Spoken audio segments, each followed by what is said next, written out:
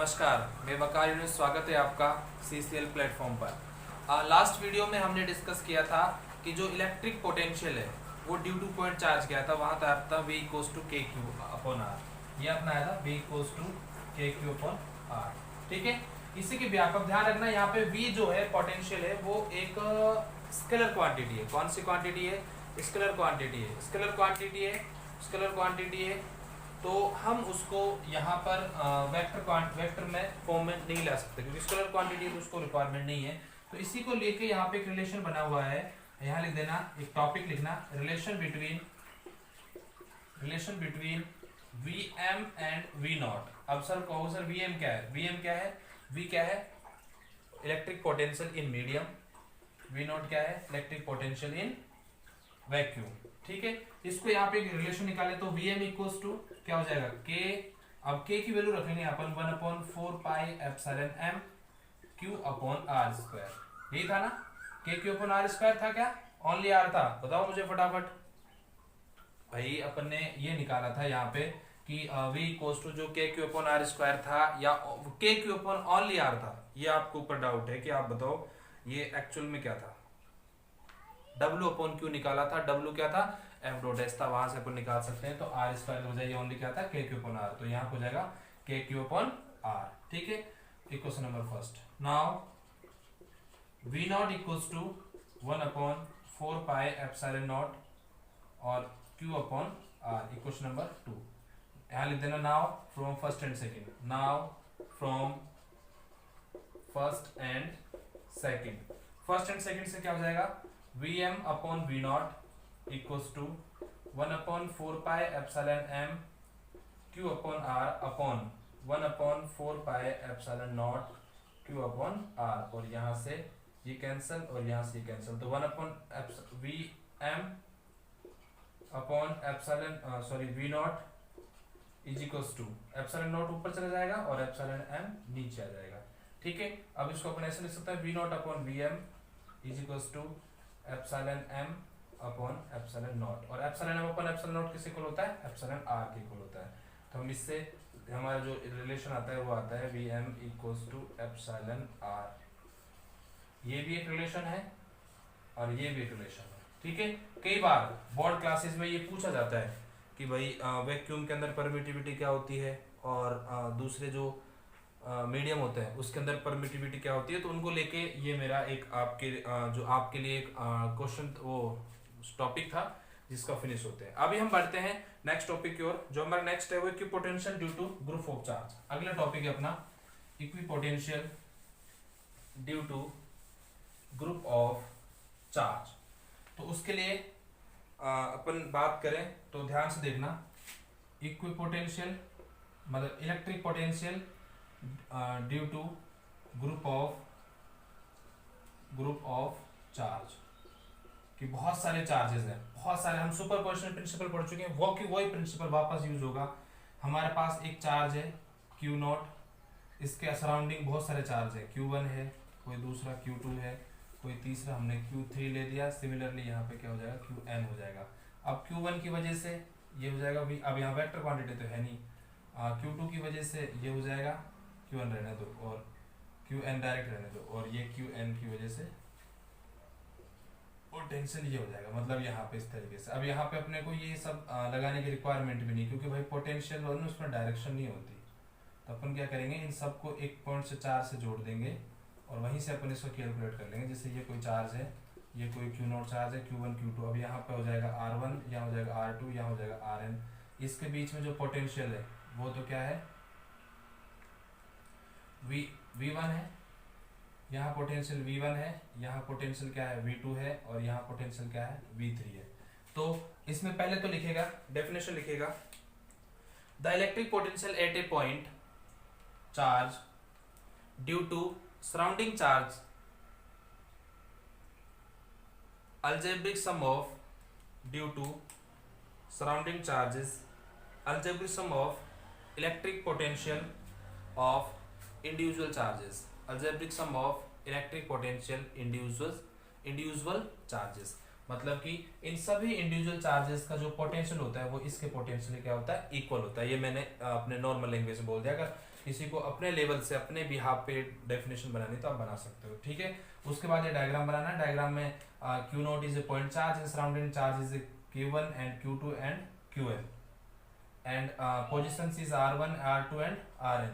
So V1 क्या हो जाएगा यहाँ पे KQ1 upon R1, similarly V2 equals to क्या हो जाएगा KQ2 अपॉन R2, और सिमिलरली Vn इक्वल्स टू क्या हो जाएगा KQn upon Rn according to, यहाँ लिख लेना भाई वो V equals to V1 plus V2 plus V3 plus dash dash dash Vn, ये होता है वो क्या इसके स्टेटमेंट लिखा था ना, उसके बाद ये लिखना है, फिर डायग्राम बनाना है, जो मैंने लैंग्वेज लिखा है वो लिख देना, उसके बाद ये लिखना है। अब now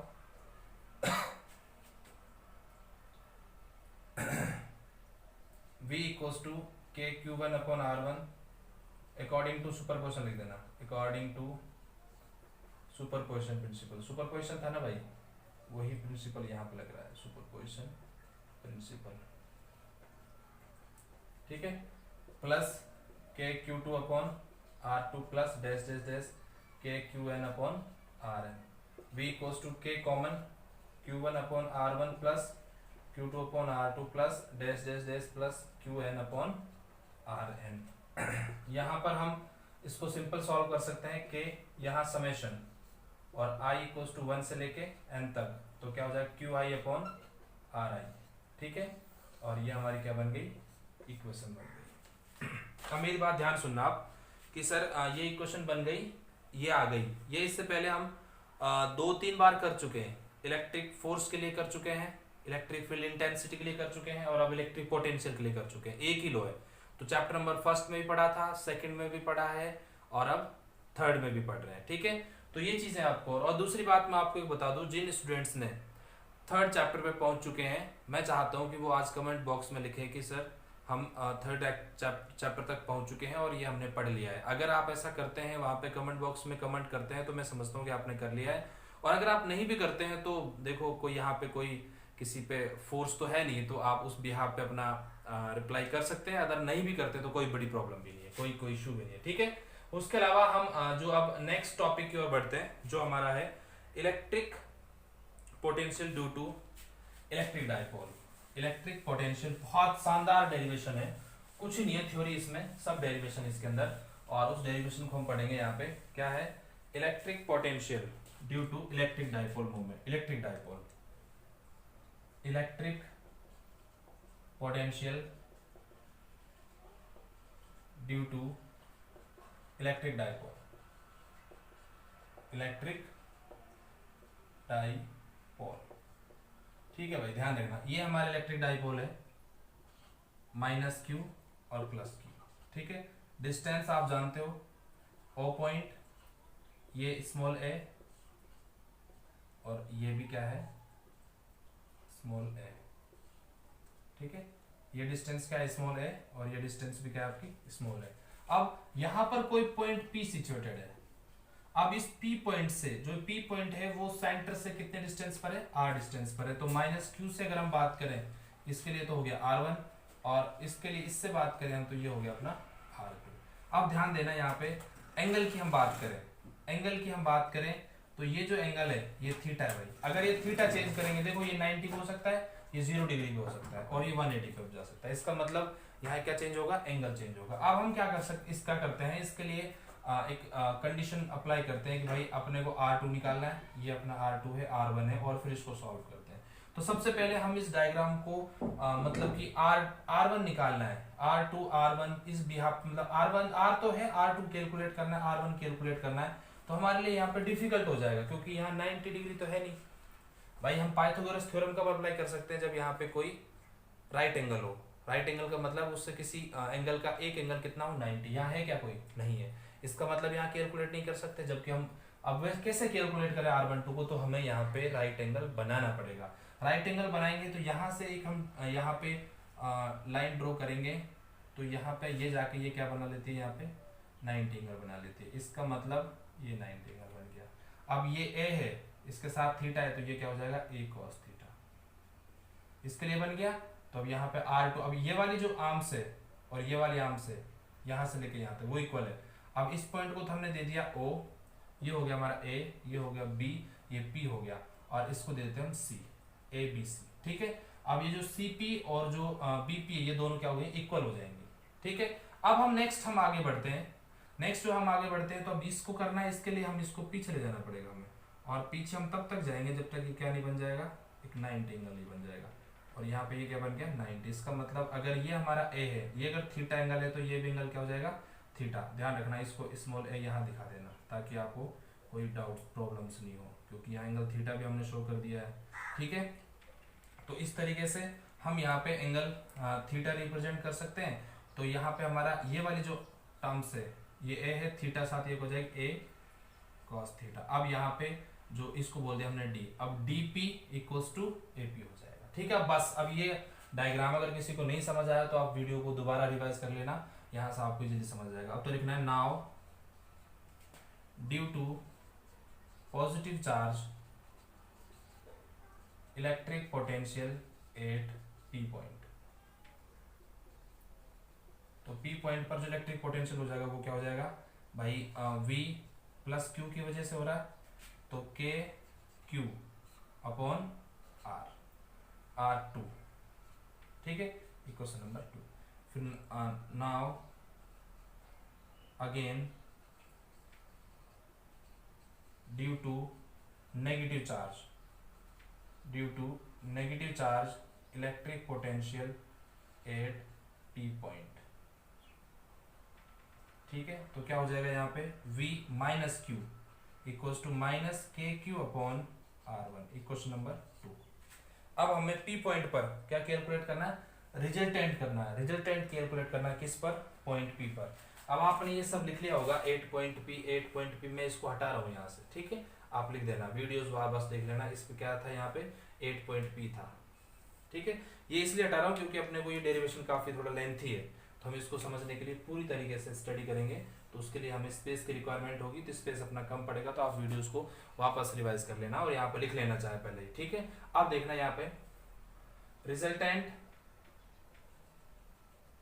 electric potential at P point, तो क्या हो जाएगा भाई, V P equals to V plus Q और प्लस V माइनस Q। ठीक है, अब प्लस Q और माइनस Q की वैल्यूज पुट कर दो, तो क्या हो जाएगा VP equals to KQ upon R2 minus KQ upon R1। भाई ये प्लस था लेकिन यहाँ माइनस आ रहा है तो हमने इसको माइनस कर दिया। ठीक है, अब सिंपल सा है, जो पोटेंशियल जो कॉमन है, KQ कॉमन है दोनों में, तो यहाँ पे हम निकाल देंगे 1 upon R2 minus 1 upon R1। LCM ले लो, VP equals to KQ, LCM क्या हो जाएगा R2 R1 हो जाएगा। अब यहाँ पर R2 से डिवाइड करेंगे तो क्या जाएगा R1 माइनस, और R1 करेंगे तो R2। ठीक है, अब हमारी बात आती है इक्वेशन नंबर 3। नाउ R1 हम यहाँ से गेट करें, तो क्या कर सकते हैं, R1 गेट करेंगे तो R1 हमें निकालना है, तो यहाँ पे हमें चाहिए AP, इसका मतलब AP R1 निकालना है, तो नाउ R1 तो AP इक्वल्स टू क्या हो जाएगा भाई, AP इक्वल्स टू हो जाएगा DC प्लस देखो सॉरी DO प्लस OP, यही होगा ना। तो यहां से हम अगर AP की बात करें तो AP कौन है R1, तो इसके लिए बात करें तो DO क्या हो गया भाई A cos theta, plus OP क्या हो गया यहाँ पे R, तो R plus A cos theta R1 आ गया। सिमिलरली हम यहाँ पे बात करें R2 के लिए, तो R2 तो क्या हो जाएगा R2, देखो भाई ये है BP, तो BP को अगर हम इक्वल करना है तो BP किसके बराबर हो जाएगा, इसके इक्वल है। यहाँ पर अगर हम इसको कैलकुलेट करें, जैसे हमने R1 कैलकुलेट किया, तो BP इक्वल्स टू क्या हो जाना चाहिए, मतलब कि OP minus OCP। Clear, OP क्यों, क्योंकि भाई ये इसके इक्वल है। अब अपने ये चाहिए, ये तो पूरा तो यहाँ तक R है, लेकिन ये अपना A cos थीटा, तो R minus A cos theta, इसका मतलब C, मतलब कि OP minus OP minus OC, तो BP इक्वल्स टू OP, देखो यहाँ पे क्या है OP R है, माइनस OC देखो क्या है OC क्या है, A cos theta, A cos theta, और ये BP क्या है यहाँ पे, R2 है, ठीक है। तो ये R12 R2 की वैल्यूज पुट कर दी। तो नाउ फ्रॉम इक्वेशन थर्ड, अगर इक्वेशन थर्ड से हम बात करें तो यहाँ पे देखना क्या हो जाएगा, Vp equals to KQ, R1 की वैल्यू पुट करो, R1 की क्या है, R plus A cos theta, और माइनस R2 की वैल्यू करो, R minus A cos theta, यही है ना, अपॉन, मैं ऐसा करता हूँ, थोड़ा स्पेस आपको शायद दिख ही नहीं रहा होगा, तो मैं इसको यहाँ से हटा देता हूँ और इसको थोड़ा पास कर देता हूँ ताकि आपके लिए ईजी हो जाए, क्योंकि बाद में ये फिर स्टेप थोड़ी कम हो जाएंगी तो बाद में ये चल जाएगा, ठीक है।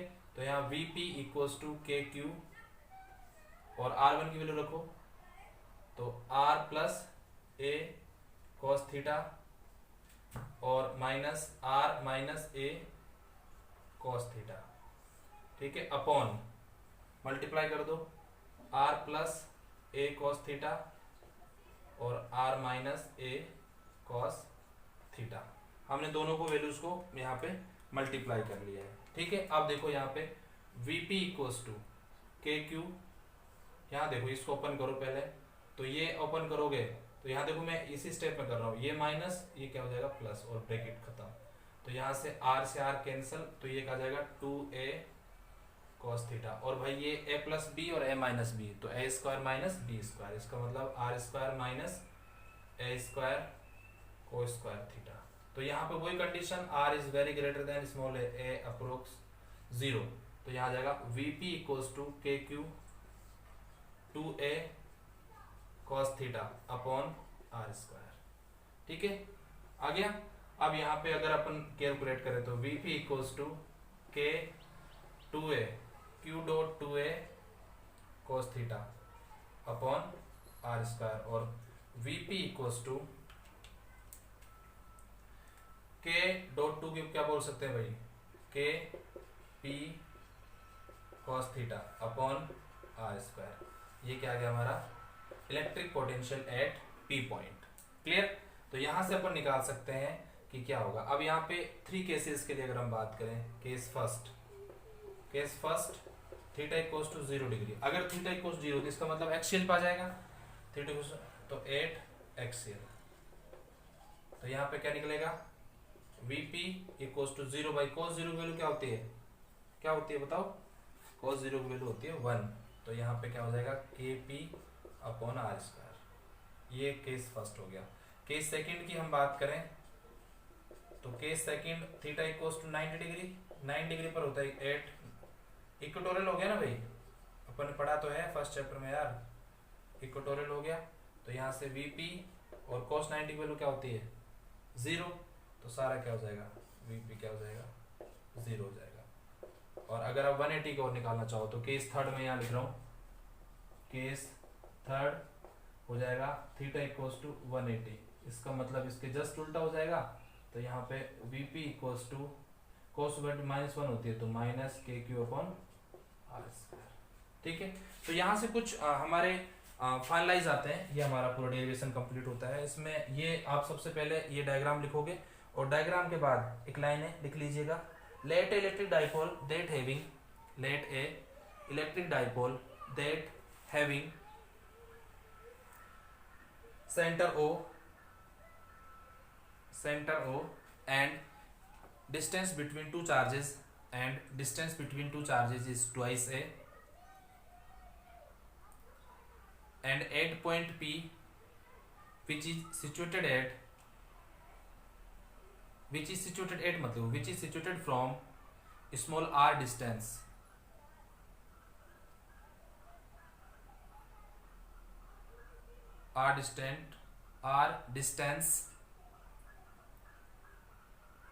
from O point full stop, नीचे लिखेगा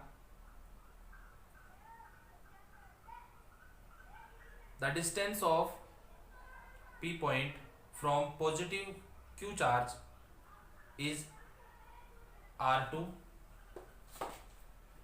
and from negative charge is R1, dash लगा देना, उसके बाद फिर ये से पूरा की पूरा लिख देना लास्ट तक, कुछ नहीं रोकना आपको। लास्ट के बाद यहां लिख देना conclusion, conclusion from electric potential due to electric dipole, due to electric dipole. लिखो भाई फर्स्ट कंक्लूजन, लिखना first conclusion in electric potential, in electric potential at equatorial point of electric dipole is zero but in electric field it is not zero। Electric field पे वहां zero नहीं था, यहाँ क्या हो रहा है सेकंड केस में जीरो हो रहा है। ठीक है, नेक्स्ट लिखेगा in similar condition the potential due to n electric dipole is twice a cos theta upon r square times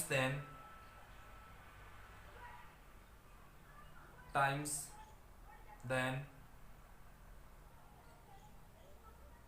due to a single charge. R square मत लिखना भाई, ओनली आर लिखना नीचे, 2a cos theta upon R लिखना, square तो क्योंकि वो multiple कर रहा है ना के अपन आर के, तो लिखना ड्यू टू सिंगल चार्ज। और एक लास्ट पॉइंट लिख लो बस, for a small electric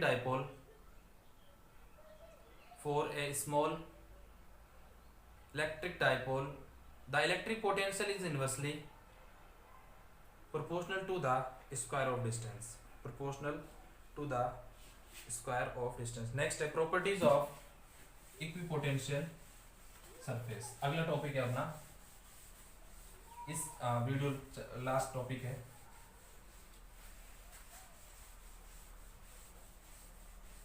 properties of, लिखिएगा properties of equipotential surface, properties of equipotential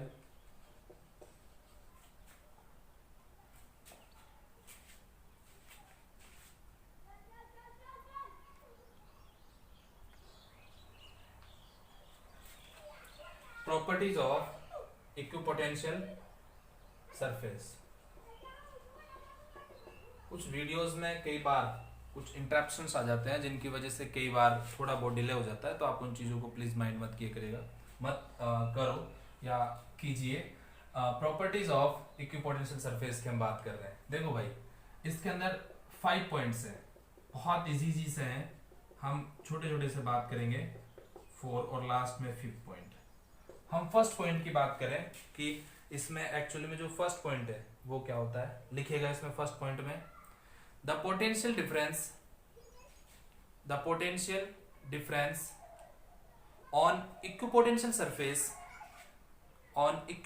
surface is zero. कैसे भाई, यहां पे मान लीजिए कोई सरफेस है, यहां भी चार्ज v1 है, यहां पे चार्ज v1 है, यहां भी चार्ज v1 है, तो एक पॉइंट अपना ये है, दूसरा पॉइंट ये है, यहाँ चार्ज में पॉइंट पोटेंशियल में डिफरेंस आएगा, नहीं आया।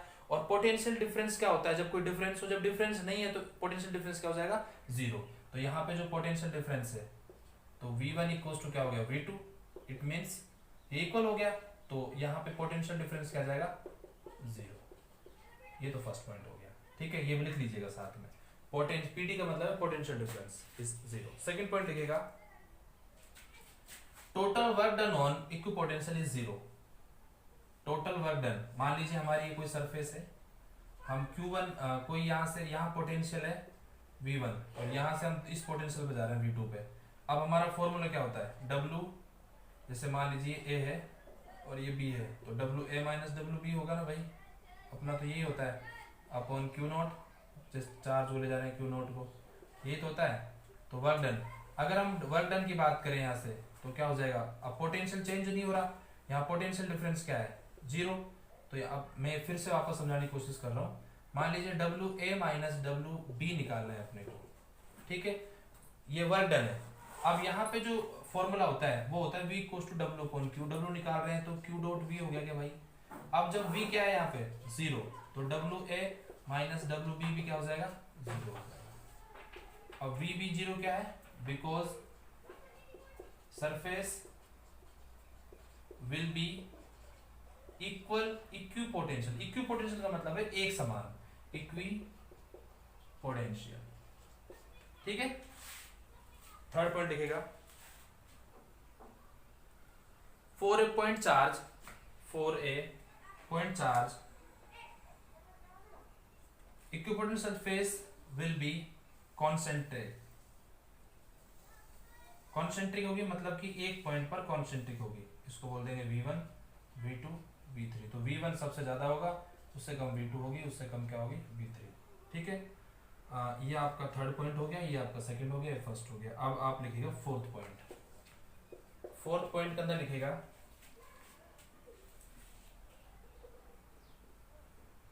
इक्विपोटेंशियल सरफेस लाइंस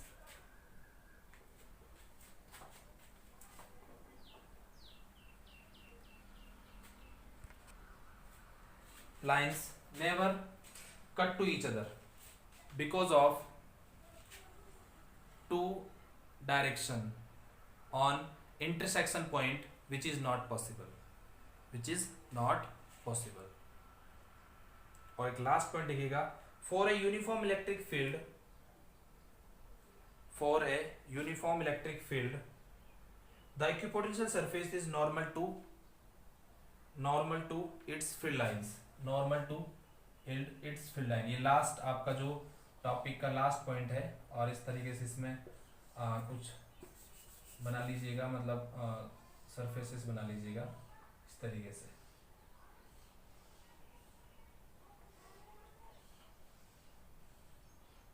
ठीक है, तो यहां से क्या है लाइन पास होगी इस तरीके से, इसका मतलब इलेक्ट्रिक फील्ड लाइंस पास हो रही है,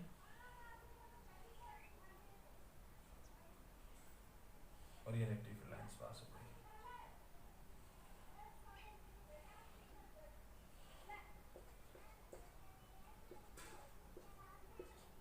v1 v2 v3। ठीक है, ये सरफेस फर्स्ट हो गई, ये सेकंड सरफेस हो गई s1 s2, और ये सरफेस क्या हो गई s3 हो गई। इस तरीके का आपके 5 पॉइंट्स थे जो कई बार बोर्ड में पूछे जाते हैं अक्सर। ठीक है, तो मैं उम्मीद करता हूं कि आपको ये सब समझ आया होगा। अगर किसी कंडीशन में आपको समझ नहीं भी आया है तो आप हमें इन्फॉर्म कर सकते हैं। इन्फॉर्म करने के लिए डिस्क्रिप्शन में लिंक गिवन है, उसके अलावा आपको इंस्टाग्राम पे भी आप इन्फॉर्म कर सकते हो और व्हाट्सएप पे भी आप इन्फॉर्म कर सकते हो। Thank you and so much.